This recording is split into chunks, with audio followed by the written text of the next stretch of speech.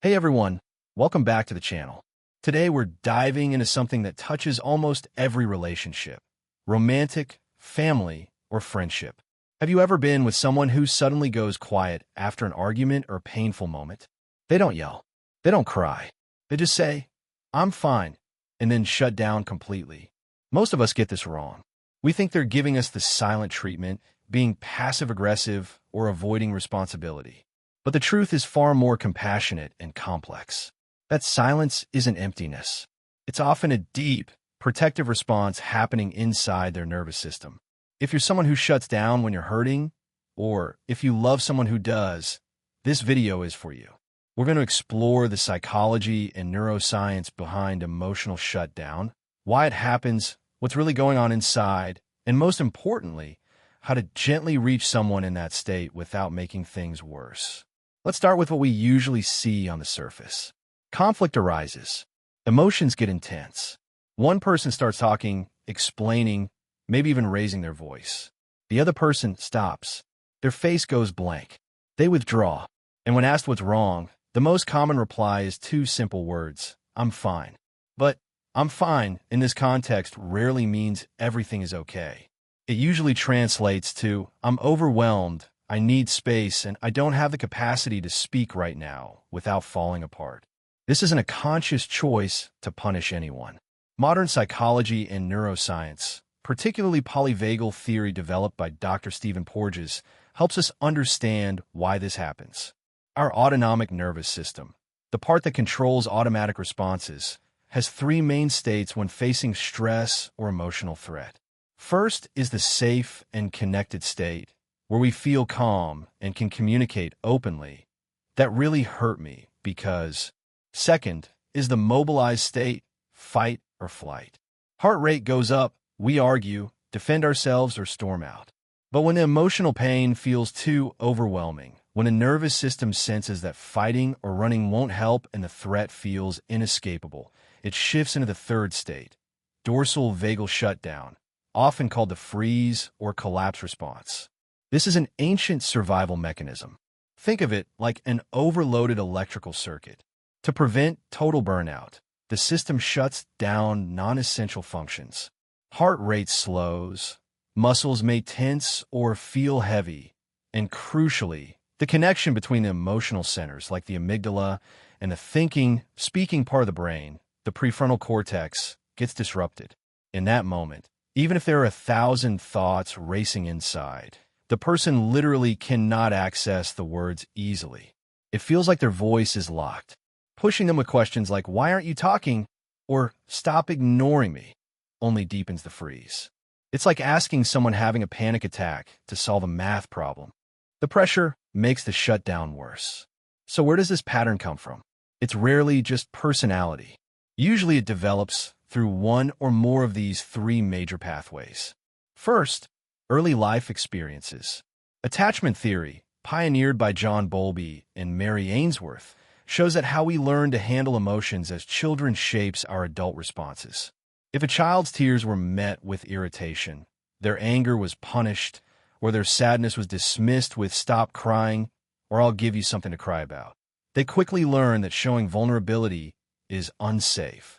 Expressing feelings risked losing connection or love. So they adapted by learning to hide their pain.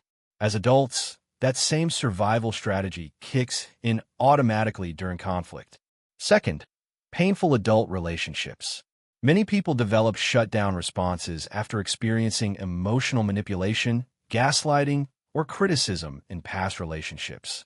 Every time they tried to express hurt, their words were twisted against them. They were accused of being too sensitive, dramatic, or playing the victim. After enough experiences like that, the nervous system learns a brutal lesson. Speaking up makes things worse.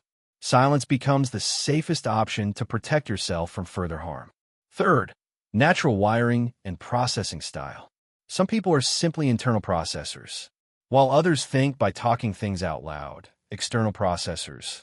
Internal processors need time and space to sort through emotions and thoughts privately before they can articulate them clearly. High sensitivity or a more reactive nervous system can make this even stronger.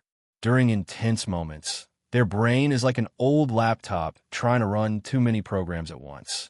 It freezes to prevent crashing. They're not being stubborn. They're trying to organize chaos internally. Now let's go deeper into what's actually happening inside during that silence.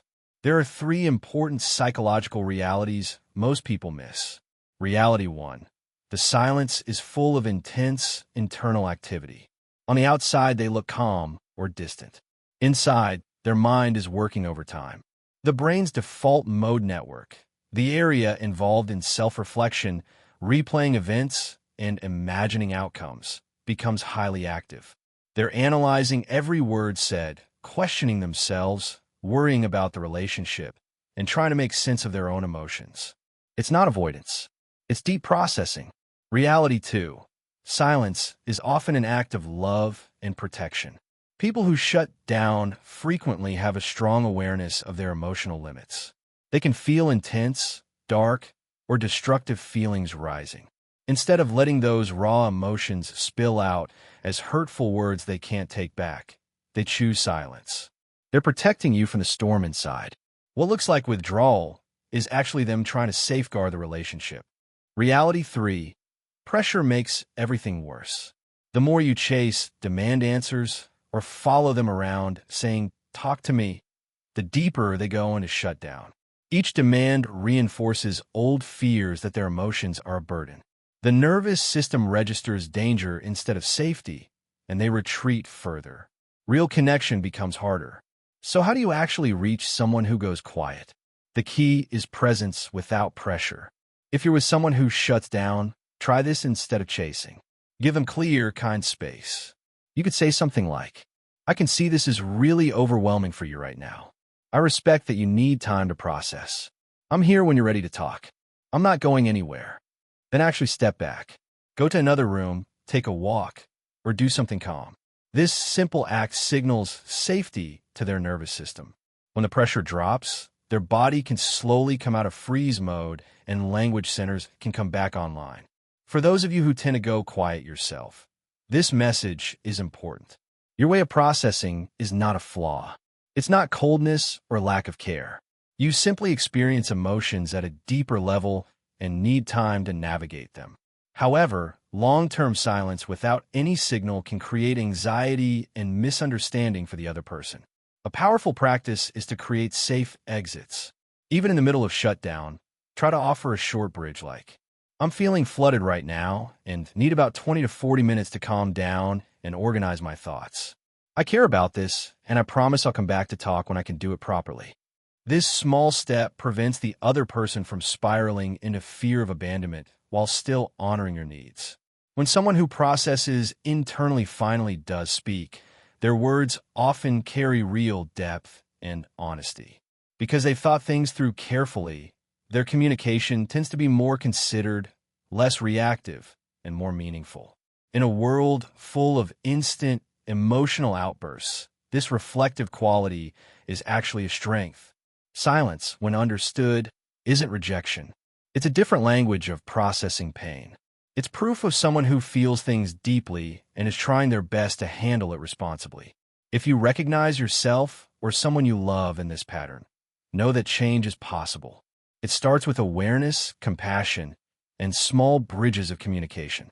Relationships grow stronger when both people learn to honor different nervous system styles instead of judging them. I'd love to hear from you in the comments. Do you shut down when hurt? Or do you have someone in your life who does? What has helped you or them? Share your experiences. Your story might help someone else feel less alone. If this video helped you understand yourself or someone you care about better, please give it a like, share it with someone who needs it, and subscribe for more insights into the hidden workings of the mind and heart. Thank you for watching.